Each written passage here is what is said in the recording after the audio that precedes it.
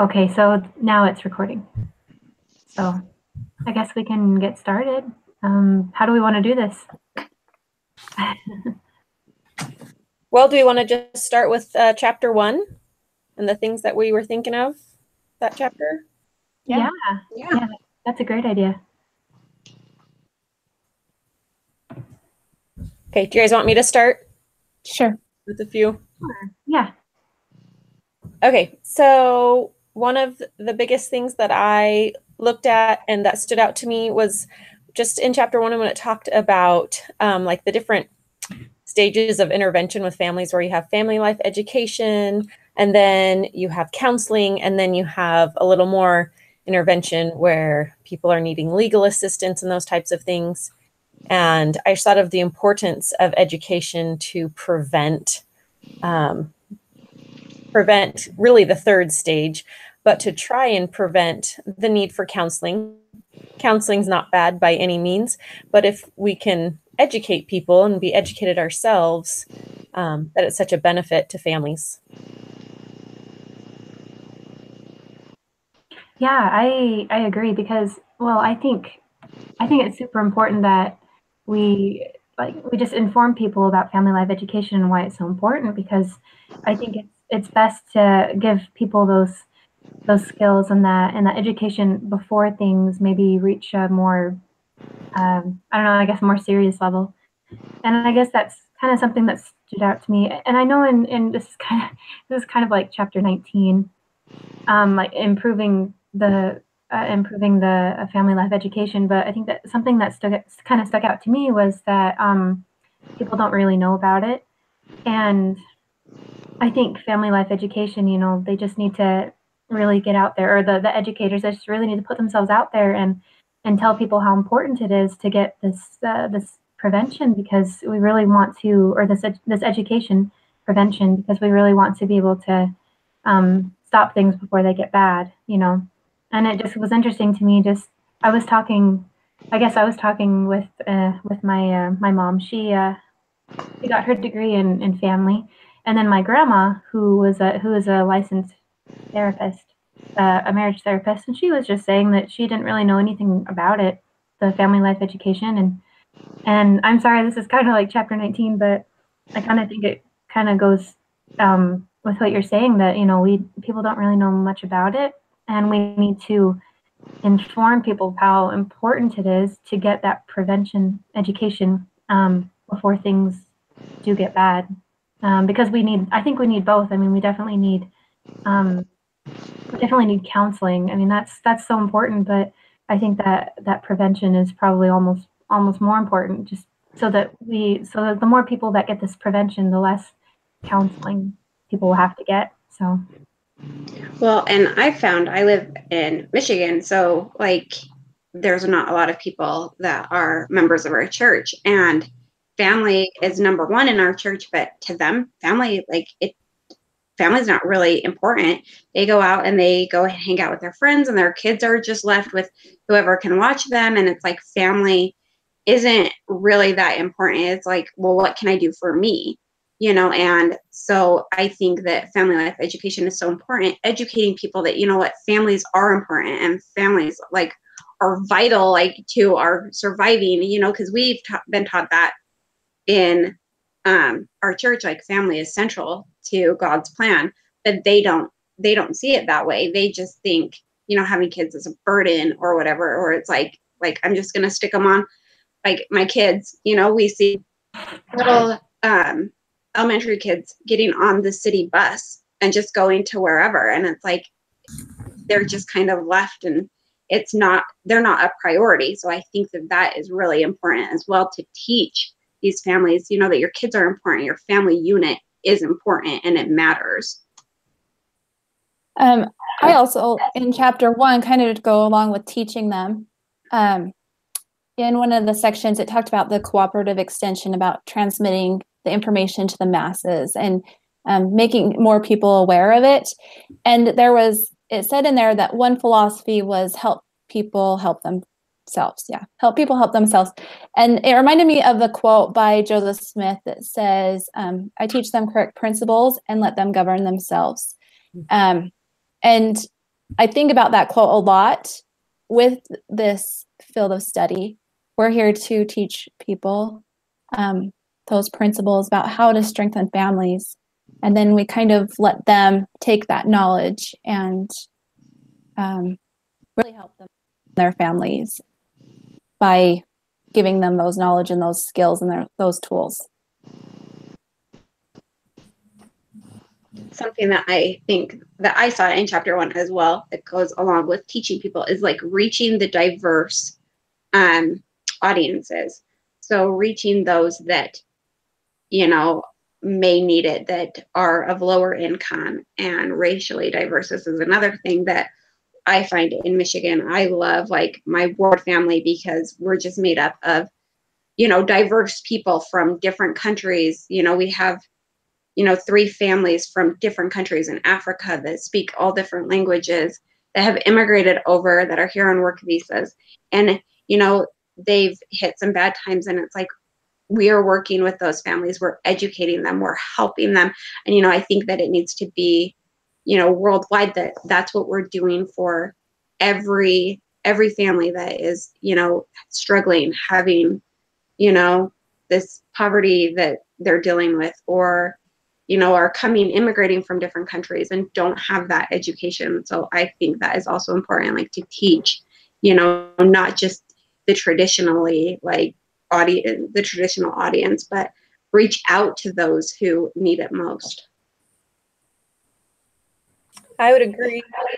As I thought about, you know, who to reach out to and really who needs the family life education the most, a lot of people need it, but a lot of time it's people that are in a lower socioeconomic status, just because there's usually a lower amount of education that has gone into that. Anyway, that part of the economy. And so when I was thinking about that, I was also thinking about, okay, how do we reach people? How do we get people to want to be educated without them feeling like, oh, there's something wrong with me? Because a lot of times I think it's better to word it like that it's, you know, a help to our families, to help build our relationships, to help, you know, do all those things, but not make it sound so much like you're doing this wrong, but to say, hey, these are ways to help improve on what's already happening. But also, I've been thinking about, you know, learning, how do we partner with the community? How do I learn how to write charters, all of those types of things, because that's really how you're able to still be able to profit financially from teaching, but be able to get those services to all different demographics.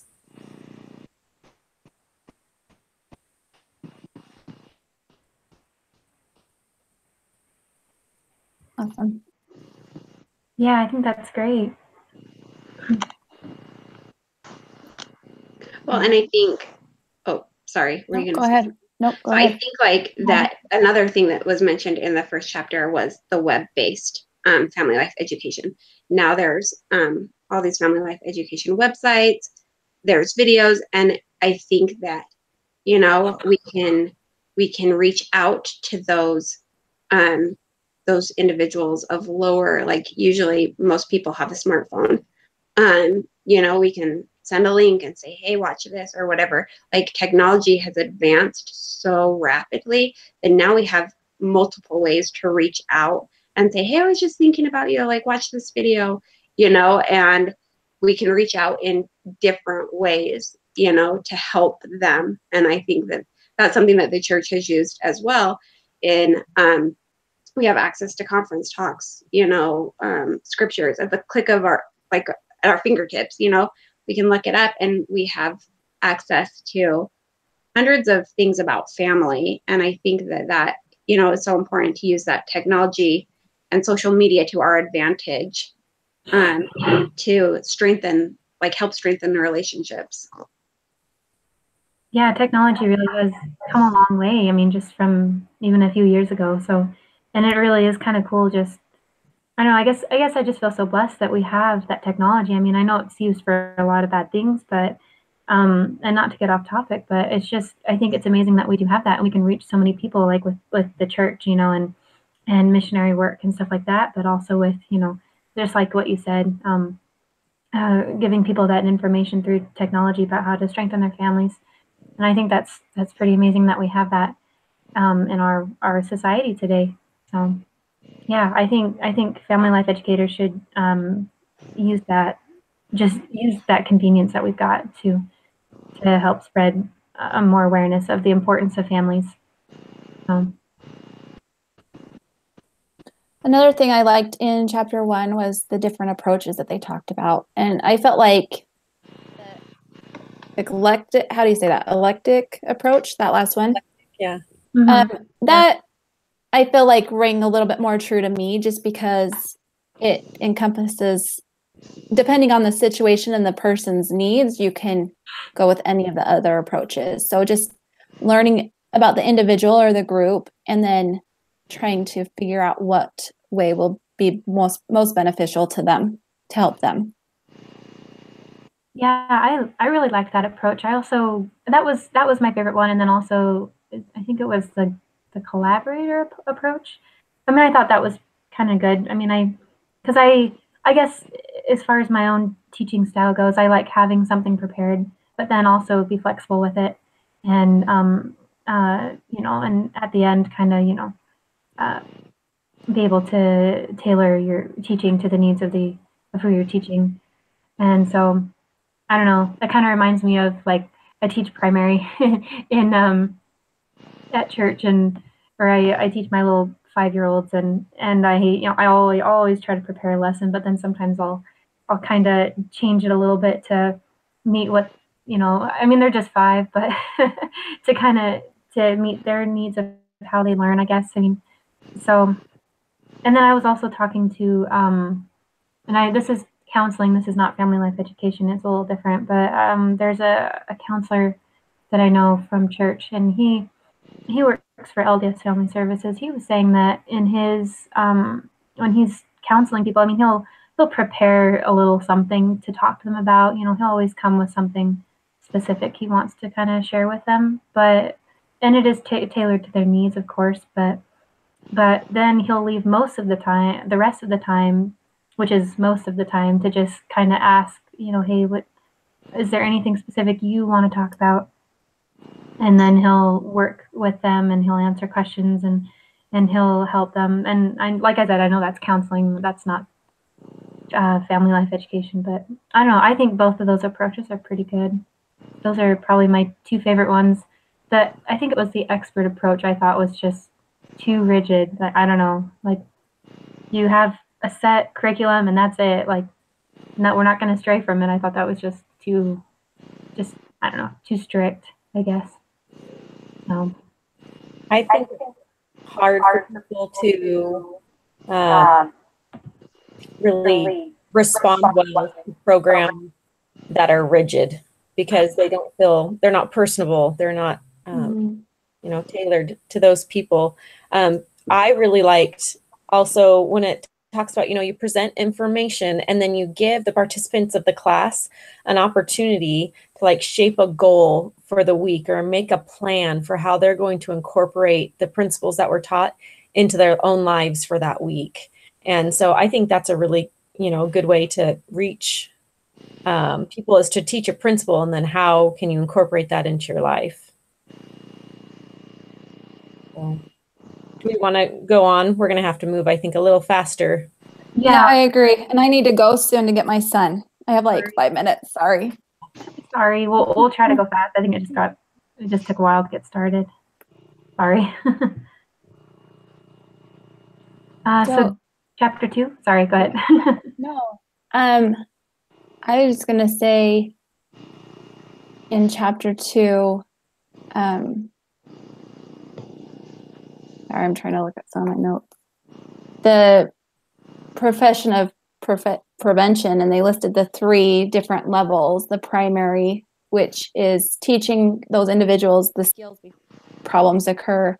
The secondary is there might be a few issues, but then teaching them skills before bigger problems occur. And those 2 are more related to the family life education.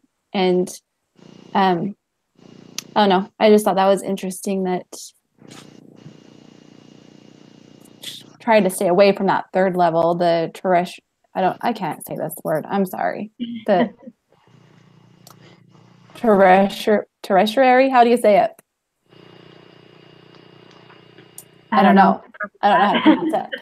But that's when therapy has to come into play because there's so much distress. But just trying to catch things in the primary level to help individuals before any big problems occur, I think is really important.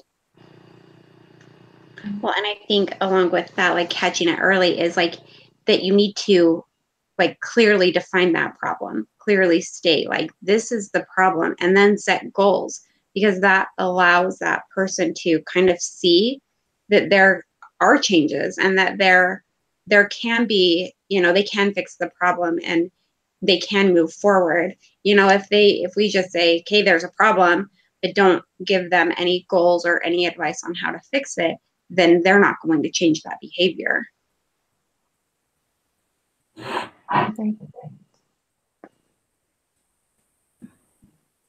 I think something else in this chapter, and then probably in all the chapters that we've been that we've had to read, is just the importance of, I guess, identifying the needs of the audience, and actually, you know, thoroughly doing your research and you know, interviewing and surveys, and just how important that is. And in one of our reflection questions, I think for this chapter, was just why is it so important to like get down to the actual needs of the audience. And I think I mean, I guess I think, you know, if you don't actually dig really deep to get, you know, the needs, I mean, how can you help them? I mean, you know what I mean? And I also think not as many people would attend your family life or workshop or whatever it is you're doing if the specific needs aren't addressed, because maybe they wouldn't be as interested, because that's not what they need. So I think it's just so important to be able to dig really deep. It really reminds me in the book of, and I don't remember what chapter this was, but, and maybe it was this chapter, but how I think it was the author, he was doing I think it was he was for like for high schools or something, and the school was so sure that the problem was, I think it was drugs, or I don't know what it was, and then so they dug a little deeper, and they took a survey, and they realized that there were some other deeper needs that that the school had no idea about, or they just didn't, you know, they didn't really see, and so by doing that, they were able to address their needs, and I just thought that was interesting. So. Along with that, one of the notes I wrote down when I was reading about it being a kind of a learner-centered experience is to not focus on what I think other people need to learn, but what their needs are. Because I think sometimes when we're putting together a curriculum or something like that, we obviously are going to tend naturally to go to what we think is the most important parts, but those most important parts to us might not be the most important things to the participants in our family life education courses. So I highlighted that of, okay, I need to focus on what the needs of the participants are, not what I think are the most important things. Mm-hmm. I like that. Okay, so we highlight one or two things? Sorry, what, Naomi? I was just going to say, do we want to do one or two things from chapter 16 and 19? I know we need to let Melanie get to let's maybe we can do that. So 16 talked about the P's, the 4 P's. Mm-hmm. Product, price, place, and promotion.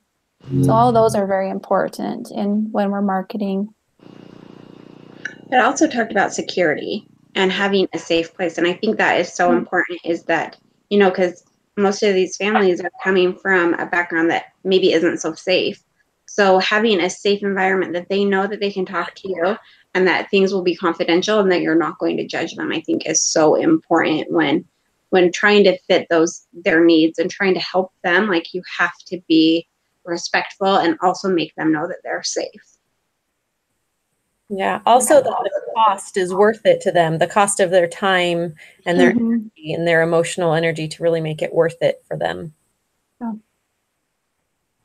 I agree. think reading these chapters just made me realize that there are so many things you have to think about when doing these workshops. Like, holy cow, there's so many things you need to make sure you do to make sure it's to make sure it's successful.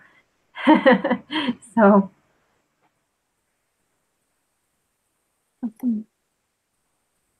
Sorry, I feel like I'm rushing everybody. Nope. no, you're fine. It's okay. Then Erin kind of touched a little bit on chapter 19, but it kind of just like the marketing and the programs and reaching diverse audiences and Mhm. the professionalism, making sure that the credibility is there. Yes. We've probably all participated in some sort of program where we've walked out and gone, okay, I don't know if that person really did their homework or not, and you Yeah. don't want to go back. But if someone's got it together and they have their sources and all those things, you go, okay, hey, whether I agree with it or not, they had their stuff together and they were credible. So No, I agree. And I think about the church a lot in these readings,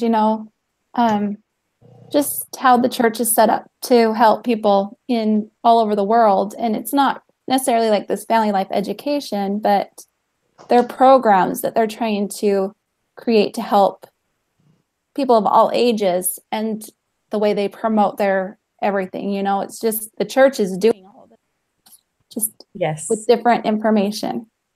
So, Yep. Awesome. All right. Well, I think we need to let Melanie go. I'm sorry. I really feel like I rushed everybody. No, you're I fine because we apologize. got started a little late because of our technical difficulties. Next, I'm sure in a few weeks will be much better. If it was my older boys, I wouldn't care because they could just start walking. But with my partner, Yeah. he'll Yeah. probably panic. So, All right. Well, it's good to meet you, Kristen. yeah. It was good to You meet too. you guys. We'll see you again in a couple weeks, I'm sure, when we do this again. So, All right. Thanks. Thank thank you. you. So, Erin, are you going to post the recording? Yeah, I can post the link on the iLearn page or the discussion board. Fabulous. Thank you. Awesome. Thank Yeah, you. so can I stop the broadcast then? Yeah. Yeah. Okay. I won't get All right, off well, stops. see you in a few weeks, I guess. Okay. Okay, Thank thank you. All right, bye. Bye. Bye.